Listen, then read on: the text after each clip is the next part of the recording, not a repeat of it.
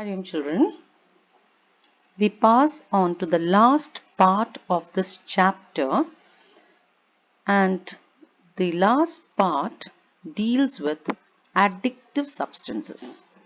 Now there are certain substances which are categorized as addictive substances. Now all of you have heard about these substances which fall under three categories, namely tobacco and all the products of tobacco, alcohol, both the distilled and the fermented alcohol, as well as a category of drugs known as psychotropic drugs or narcotic drugs. Let us first discuss about tobacco. Addiction of tobacco is actually caused by an alkaloid called as nicotine.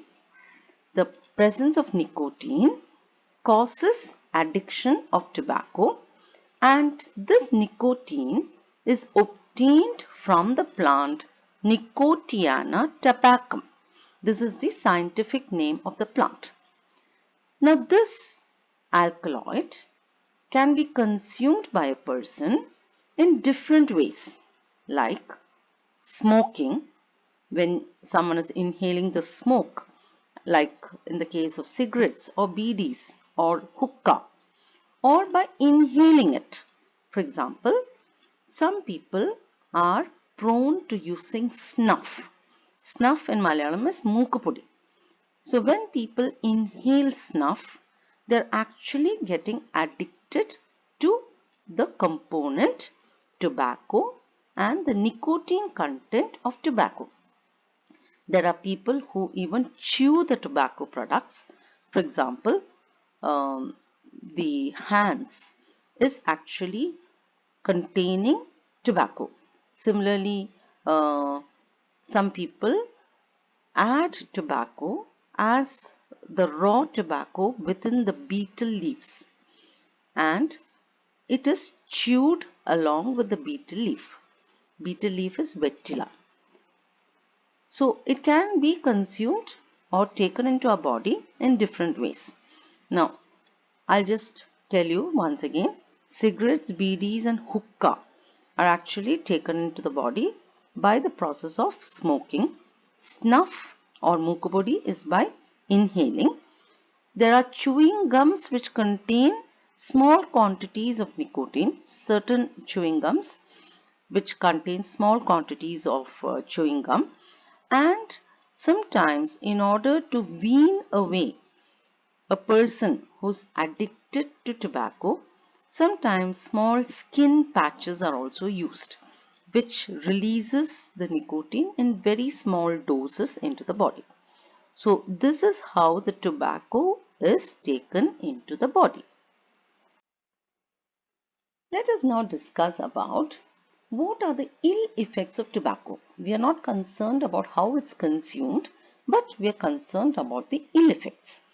Now, nicotine, the alkaloid, when it enters into our body, it stimulates the adrenal glands. I am sure all of you recollect what the adrenal glands are. It is an endocrine gland, and this endocrine gland, when stimulated, releases two hormones, both adrenaline and noradrenaline. So both these hormones are released into the bloodstream, and this in turn causes an increase in the heart rate. The rate of heart beat increases, and there is also an increase in blood pressure. So the combined effect of increase of heart rate and blood pressure may gradually lead to certain cardiovascular diseases or heart diseases. So that is one of the ill effect of tobacco. The second ill effect of tobacco, which many of you are aware of, is smoking causes cancer. Not only smoking, the component nicotine may cause cancer of the throat, lungs, as well as the urinary bladder. So there is a component in the smoke which is a carcinogen, and this carcinogen may cause cancer of these organs. Smoking can also cause other respiratory disorders like emphysema, where there is a reduction in the respiratory surface. It may also lead to coronary heart diseases, where the coronary artery may get blocked, or gastric ulcers.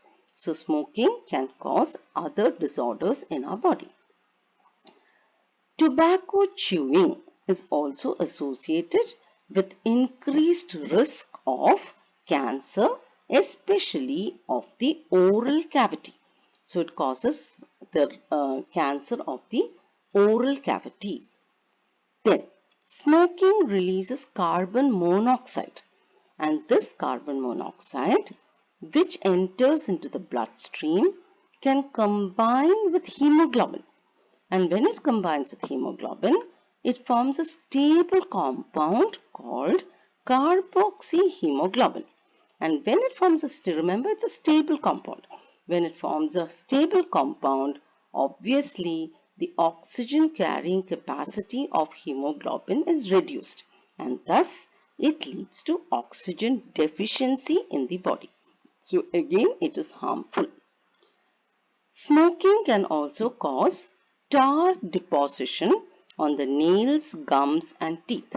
When we smoke, and when a person smokes tobacco or other products of tobacco, the byproduct of the tobacco compound is tar, and this tar will lead to deposition on the nails. You may have seen some people who smoke who have dark nails or dark gums.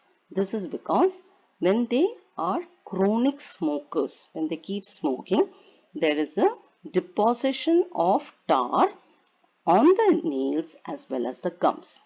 So these are the ill effects of tobacco. Now, there are two categories of smokers. Some of them are called as the active smokers and the others are passive smokers. Now, what is an active smoker? A person who indulges in smoking directly is known as an active smoker, whereas a passive smoker will inhale the smoke which is released by the active smoker. So he is not directly taking in the tobacco products, but he is actually breathing in the released smoke of an active smoker. Now, which of the two is far dangerous? We may feel that active smoking is more dangerous than passive smoking, but that is wrong. Passive smoking is actually more dangerous than active smoking. Why is it so? The smoke that is released by the active smoker contains far more poisonous products than what is inhaled. So a passive smoker is likely to be more affected. You may have seen advertisements which will drive in the message that when a person in a house smokes, it is obvious that the other members, especially small children, can be affected by this passive smoking method.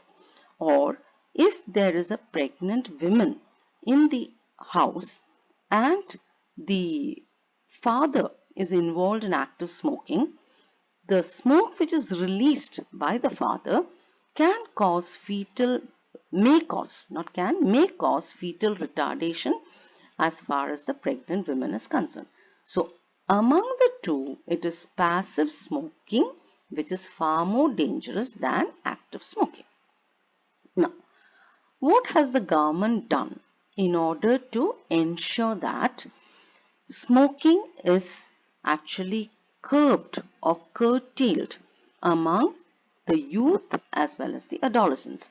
Now, it is normally the youth who starts experimenting, and sometimes due to experimentation, it becomes an addictive routine as far as the youth or the adolescent is concerned. So what are the effective measures to ensure that smoking is dangerous? Now you may have seen that most of the products of tobacco, whether it's a cigarette or a BD, will contain a statutory warning, and the statutory warning is normally cigarette smoking is injurious to health. You may have even seen that in movies, whenever there is a person involved in smoking, immediately as a message we see this particular statutory warning that smoking is injurious to health. So this statutory warning is always proclaimed either in a text form. As I just said, smoking is injurious to health. Recently, since the text form was not driving in the message, the government has also initiated the pictorial representation of the harmful effects. And you may have seen that normally certain pictures which drive in the message, like the presence of cancer in a person's mouth, or a person who is coughing very badly and finally he's being diagnosed to have a deadly disease. These are pictorial representations. You can also see such messages when we go for a movie. Often this message is driven in by small advertisements so that it gets ingrained into a person, and he thinks once or twice or even more to actually go in for this very addictive substance. So this is one method by which the government is ensuring that people are warned not to resort to smoking. Now, what are the other methods?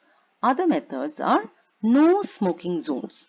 You may have seen that certain public areas like hospitals, airports, bus stands, bus depots, all these places have this particular sign which indicate that it is a non-smoking zone. Earlier, much earlier, when I was a child, I could see people smoking in public places. But nowadays, the government has brought in certain rules and regulations which clearly tells a person not to smoke in a public place. And even sometimes you may have seen that in certain airports, there are the demarcation of a smoking zone and a non-smoking zone. So if a smoker badly wants to smoke, he goes into the smoking zone and he smokes, though it is actually wrong. So this is one way of creating awareness. The third way, as I already told you, is disseminating awareness. How to disseminate? Now, through the teachers, to the social media, through messages which you find uh, everywhere. It is obvious that the government is trying their level best to disseminate the awareness of smoking, the ill effects of smoking, and to ensure that people do not fall into this trap of smoking. Let us now discuss about the next addictive substance, that is alcohol. Now, alcohol, the chemical component which is there in most of the alcohol is ethyl alcohol. Now, people sometimes contaminate ethyl alcohol, not contaminate, adulterate ethyl alcohol, and methylated alcohol is consumed, which is very, very disastrous, and it can even lead to death. Very recently, you may have heard a couple of people who drank the hand sanitizer, which was very, very dangerous, and it has led to the death of one or two people. So the component, the chemical component of alcohol, which is normally consumed, is ethyl alcohol. Ethyl alcohol can be consumed either as the fermented form, either in the fermented form or in the distilled form. The fermented form is beer, toddy, or in Malayalam kallu, as well as wine. whereas the distilled, which is far more dangerous, which has a higher alcohol content than the fermented one. Examples like brandy, whiskey, rum, gin, vodka, etc. All these contain ethyl alcohol in various percentage. Let's now discuss about the ill effects of alcohol. Alcohol has a lot of ill effects, and sometimes alcohol is consumed again by adolescents, which can become very addictive. Let us see what are the ill effects. Now, when alcohol is consumed by a person, it enters into the body, and from the gastrointestinal tract, it reaches the liver. Within the liver can synthesize fats from the alcohol, and those fats which are thus synthesized is stored within the fats. Now, stored within the liver. So there is storage of fats in the liver. Now, actually, the liver has a large number of functions, which you already studied, which I am not at this point discussing. So instead of carrying out all those functions, the liver is gradually becoming a storehouse of fats, leading to a condition known as fatty liver syndrome. You may have seen some people who are chronic drinkers, who consume a lot of ethyl alcohol or who consume a lot of alcohol. They have a very prosperous looking abdomen. Now, this may be a sign of fatty liver syndrome. So this is one very dangerous ill effect. The second ill effect is when a liver cell is exposed to alcohol over a period of time, the liver cells may gradually become replaced by fibrous tissues. Okay, and this condition is known as liver cirrhosis. I'm sure you've heard about liver cirrhosis. It's a very dangerous condition and it can even lead to death. So this is the second ill effect. The third ill effect is consumption of alcohol can lower the blood sugar level. And when the blood sugar level is lowered, it can lead to permanent nerve damage. For example, the nerves of the eyes may get damaged. So it is again a very harmful effect. A person who is under the effect of alcohol has decreased alertness. You find that he is not at all alert. He also cannot be, it affects his judgment and the muscle coordination. A person you may have seen under the influence of alcohol, he cannot walk straight. He has the difficulty to coordinate his muscles properly. And what about judgment? A person under the influence of alcohol sometimes can lead to vehicular accidents because he cannot judge the pedestrian, or he cannot judge a vehicle that is coming in the opposite direction. So alertness, judgment and muscle coordination is affected under the effect of alcohol. Alcohol also causes tunnel vision. Now, what is tunnel vision? Now, normally when we are sitting and looking at something, we have what is called as a peripheral vision also. Now, visualize yourself sitting in a class and you are listening to a teacher. You're looking at the teacher, you're looking at the board, and someone walks past the corridor. Okay, someone is walking down the corridor. Even without turning your head, I'm sure all of us know that there's someone walking. Maybe we don't know who is walking, but we know that there's someone walking along the corridor. Or you're looking at the blackboard. I'm sure you can, through the sides of your eyes, even without turning your head, you can see the windows. So that is known as, peripheral vision. But when a person is under the effect of alcohol, what happens is the peripheral vision is cut off, and the person develops tunnel vision, meaning only what is there in front is observed by him, not what is there on the sides. And that again is very, very dangerous, because when a person under the influence of alcohol drives, it is not possible for him to see the approaching vehicle or the approaching pedestrians, which can lead to accidents. In the same way, ill effect of alcohol is increased reaction time. Now, what is reaction time? The time taken by a person to react to an emergency situation is known as reaction time, and it is normally 1/3 of a second. Okay, suppose you are walking and suddenly you come across, you see a snake. Now, normally, the normal reaction for us to react is 1/3. We may see the snake and within 1/3 of a second, we may run away or we may, take some action.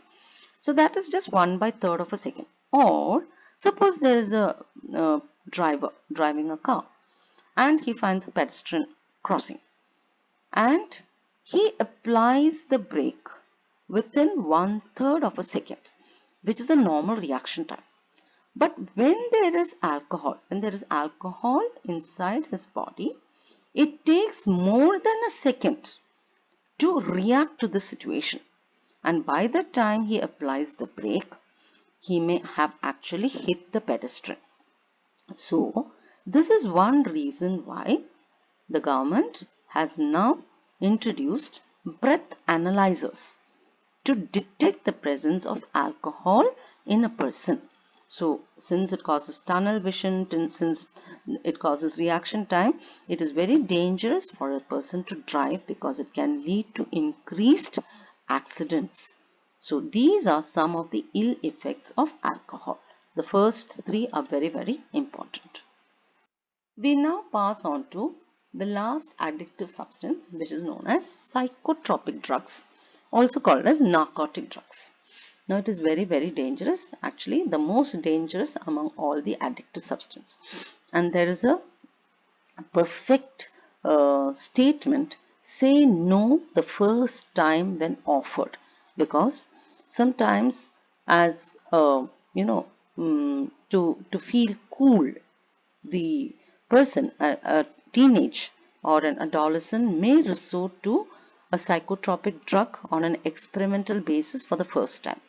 But the first time you are exposed to a drug can cause a kind of dependence, and that may cause a child or an adolescent to resort to the use of these drugs again and again in his or her life.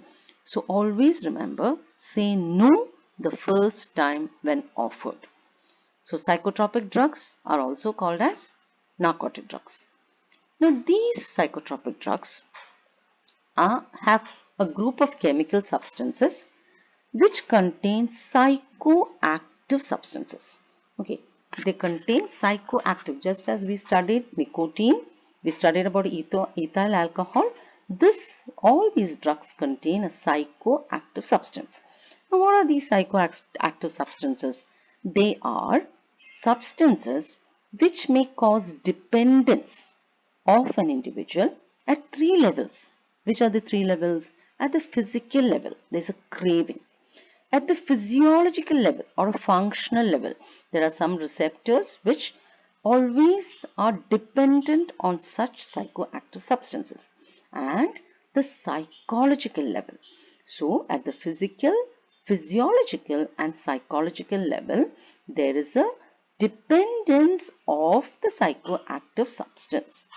Now, please remember, psychotropic drugs or narcotic drugs are sometimes used to treat mental illness. Now, mental illness like insomnia. Insomnia means sleeplessness. A person or a patient cannot sleep. So there are some psychotropic drugs which are given to them. Or there may be some individuals who have the problem of depression, anxiety, psychosis. So for all this, psychotropic drugs are usually used to treat mental illness. However, if these drugs are used for non-clinical purpose, not for treating a disease, if they are used for non-clinical purpose or if they are used in quantity and frequency more than what is required by the body. So remember two conditions. It is not to be used for clinical, when it is not used for clinical purposes, or it is used in quantity or frequency more than what is required. Then what happens is it may impair the body's physical, physiological and psychological functioning, and that is known as a drug abuse. So drug abuse is a condition when there is the drug usage for non-clinical purpose in quantity and frequency more than what is required by the body. Let us know more about psychotropic drugs or the narcotic drugs. Now it is often seen that narcotic drugs are mostly obtained from either plants or different types of fungi. We'll categorize the psychotropic drugs and learn the type, the action and the effect of these drugs. Let us first look into the first category, that is the opioid drugs. Now, example for an opioid drug is heroin. Heroin is also known as smack. Now, smack is the street name or the colloquial term for heroin is smack. Now, chemically, heroin is diacetyl morphine and it is a white odorless crystal which is actually obtained from acetylation of morphine. And how is morphine obtained? Morphine is extracted from the latex of the poppy plant. So basically, the poppy plant produces morphine which is then acetylized. The scientific name of poppy plant is Papaver somniferum. You will find the picture in your textbook. So be very familiar with the picture also. So this is the brief information regarding heroin. Now how is it taken into the body? It is either snorted. Snorted means it is taken into the nasal tract, or it may be injected. We have already learned that certain kinds of drugs are abused by the drug abusers by injecting into the body. We have also learned that injection of such drugs into the body without using sterile syringes may lead to diseases like AIDS and also hepatitis B. So, opioid drugs, heroin, are either taken in by snorting or through injection, and on reaching the body, it immediately binds itself to opioid receptors. Now please understand that there are receptors in our body. There are receptors associated with cells as well as the tissues. So the morphine or the heroin binds itself to the opioid receptors of the central nervous system as well as the GI tract or the gastrointestinal tract. So this is how it acts on the body. Now once it acts, what is the effect? Now basically opioid drugs are depressants. The word depressants itself gives you an information that it depresses the functions of the body. So it's a depressant, it comes under the category of depressant. It slows down all the body functions and it suppresses the brain functioning as well. It is also used for relieving pain. Now you may have heard that post-surgery, sometimes after surgery, it is very painful for the patient. So morphine is injected as a pain killer, and at the same time it also produces temporary euphoria. Now what is euphoria? Euphoria is a temporary feeling of happiness. So this is how the opioid drugs affect our body. Now does it have a clinical use? The opioid drugs, as I already mentioned, is an analgesic. Now, what is an analgesic? Analgesic is a painkiller. So, it is used whenever the patient requires the support of morphine after a surgical or after a surgery. Post-surgery, the morphine is used as an analgesic. Now, other than heroin, there are other examples for opioid drugs like opium, morphine, pethidine and methadone. All these comes under the opioid drugs. So this is the first category and it is a depressant. It comes under the category of depressant. Let's pass on to the second category. Second category of drugs are called as cannabinoids.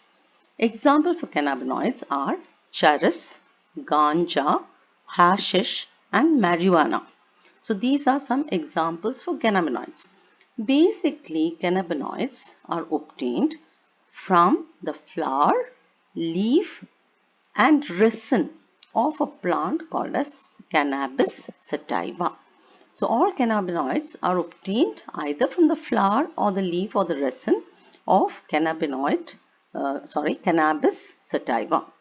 Now, how is it taken into the body? It can either be inhaled in the form of smoke, or it can be orally ingested. So these are the two ways by which cannabinoids are taken into the body.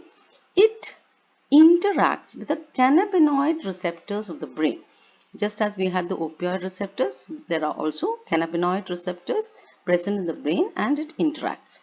Now once it interacts, what is the effect of such cannabinoids in our body?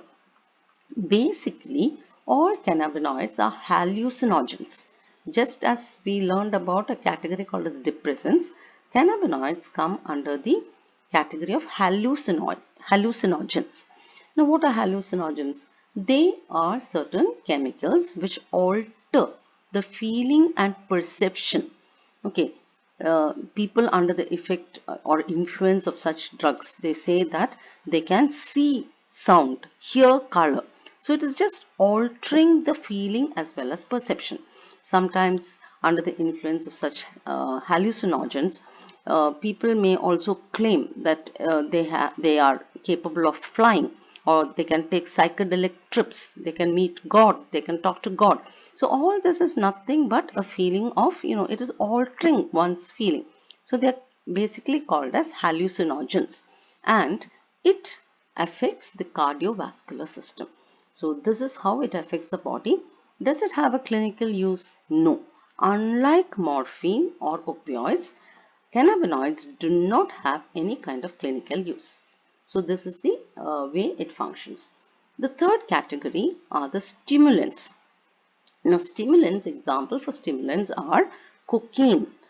And cocaine is also known as, the street name or the colloquial name is coke or crack. Just as we learned about smack. Smack is the colloquial name for heroin.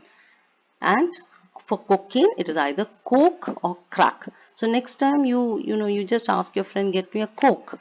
Be careful because coke has multiple meanings. So coke or crack or cocaine are obtained from the coca plant. And the scientific name for coca plant is Erythroxylum coca. Now, let us see how it is taken into the body. It is snorted, in the sense it is taken in through the nasal tract, and it interferes with the transport of the neurotransmitter dopamine. In standard 11, you may have learned about dopamine, which is a neurotransmitter. So the cocaine will go and interfere itself with the neurotransmitter. So let us see how does it affect our body. It affects the CNS or the central nervous system, and it produces a sense of euphoria, okay, a temporary feeling of happiness. It also increases the alertness. The person becomes very alert, increases energy as well as activity. So obviously you have a feeling, okay, it is good. No, it is not, because once a person takes cocaine, maybe he's satisfied with it probably in small doses, in milligrams, but the next time he has to take a stronger dose, and probably in a frequency which is which is very, very wrong. And gradually that kind of intake of such drugs can cause hallucinations. So stimulant, though it shows slight increase in alertness, is definitely not a drug. For that matter, none of these narcotic drugs or psychotropic drugs are to be taken.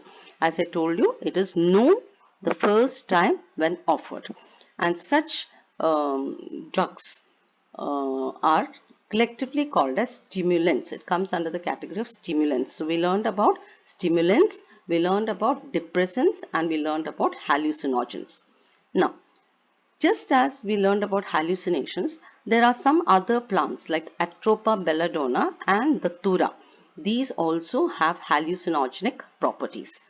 Then, just to give you a broad example of certain drugs which are used for mental illness, I told you that certain drugs are definitely used for mental illness. Some of the drugs which are commonly used for mental illness to treat the mental illness or to keep the quality of life of the patient in a stable condition, drugs like barbiturates, amphetamines, benzodiazepines, as well as lysergic acid diethylamide or LSD are definitely used for treating mental illness. But as I told you earlier, if it is used for any other purpose in quantity or frequency more than what is required, we call that condition as drug abuse. Let us now study about two other aspects of drugs, which is addiction and dependence. Now, what is the difference between the two? Now, addiction is actually the psychological attachment to certain effects such as euphoria, temporary feeling of well-being associated with drugs and alcohol. So it is just a psychological feeling. There is a feeling that certain effects like euphoria and temporary feeling of well-being is attained only when we consume drugs and alcohol. So that kind of feeling, psychological attachment that we have is known as addiction. So once a person becomes addicted, you know that they'll continue consuming either the alcohol or the drug. Now, what does it do? It causes people to take them even when it is not required. Okay, person does not actually require, but since there is a psychological attachment, the person continues taking it, and that can cause self-destruction. You have heard about so many instances where families break, theft happens, there is even crime, sometimes even killing of the family members for obtaining money, which in turn is used for buying drugs and alcohol. So self-destruction and destruction of the family is all a root cause for addiction. Then this causes a progressive tolerance. As I told you earlier, once maybe the person becomes psychologically stimulated by taking a very small quantity of the drug, but gradually that small quantity is tolerated by the receptors. And when there is a progressive tolerance, automatically what happens, that individual starts consuming more and more, meaning they increase the dosage and there is greater intake.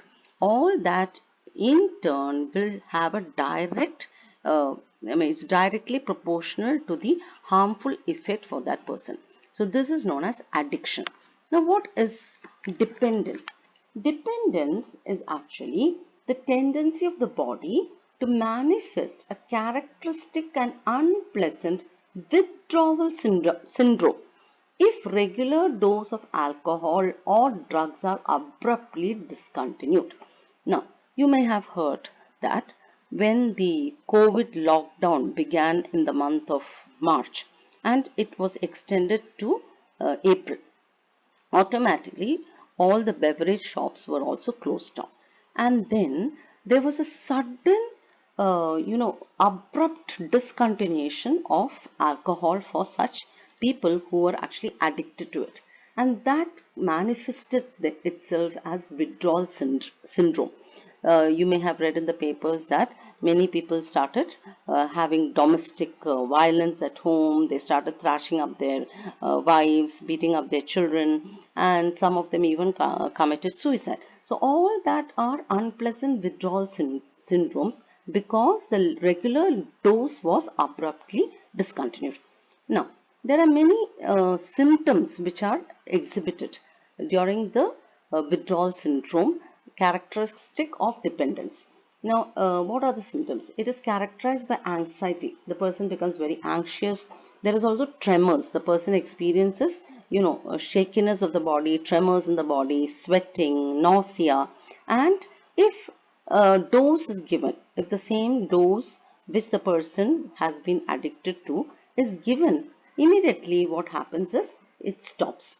And so it is relieved when the dose is given, it is resumed. When the drugs or the alcohol is resumed, all these characters are immediately stopped. In some cases, however, withdrawal syndrome may be very severe and life-threatening. So it is very dangerous, and you may have also heard about certain organizations which will take in people in order to de-addict. So de-addiction centers are there, and in these de-addiction centers, normally what is done is the dosage is progressively reduced, and there is also a lot of counseling, there is therapy done, meditation, yoga, and all these can gradually pull out the person who is under the influence of drugs and gradually stop the addiction of that person, bringing him to the mainstream. So this is the difference between addiction and dependence.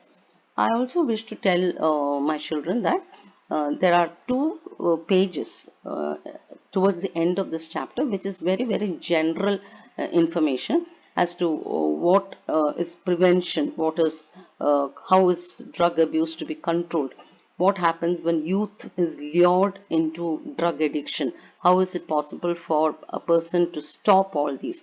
Now, please read through the last two pages because it is very general and it does not require any kind of explanation. Thank you.